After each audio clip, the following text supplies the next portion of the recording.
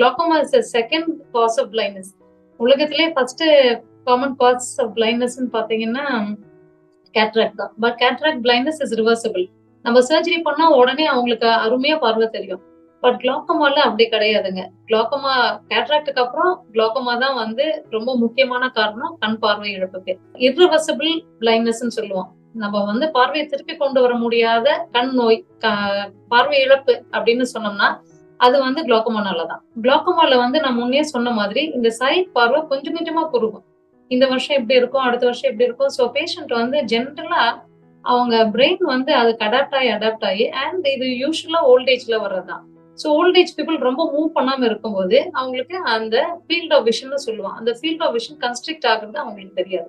ரொம்ப கன்ஸ்ட்ரிக்ட் ஆனதுக்கு அப்புறம் இப்படி நேரா போகும்போது குதிரை கடிவாளம் போட்ட மாதிரி அவங்க பார்வை ஆனதுக்கு அப்புறம் சைட்ல போகிறது இடிச்சுட்டு போவாங்க, கீழே இருக்கிறது தெரியாது. அப்படி போகும்போதுதான் அவங்களுக்கு வந்து அவங்களுக்கு கண்ணுல ஏதோ பிரச்சனை இருக்குதுன்னு சொல்லி வருவாங்க.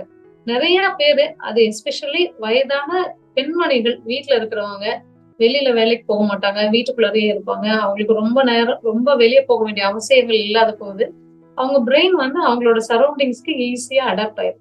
ஸோ அவங்களுக்கு கண் பார்வை குறைஞ்சு போகிறது அவங்களுக்கு தெரியவே தெரியாது. ரொம்ப எண்ட் ஸ்டேஜ்ல தான் நம்ம கிட்ட வருவாங்க. சோ அந்த மாதிரி பார்வை இழப்பு வந்து குளோக்கோமால வந்ததுன்னா அதை நம்ம திருப்பி கொண்டு வர்றதுக்கு வாய்ப்பே இல்லை. இதை வந்து நம்ம ரொம்ப முன்கூட்டியே பார்த்தோம்னா தான் இந்த பார்வை இழப்பை தடுக்க முடியும். தடுக்க தான் முடியுமே ஒழிய திருப்பி கொண்டு வர்றதுக்கு வாய்ப்பே இல்லைங்க.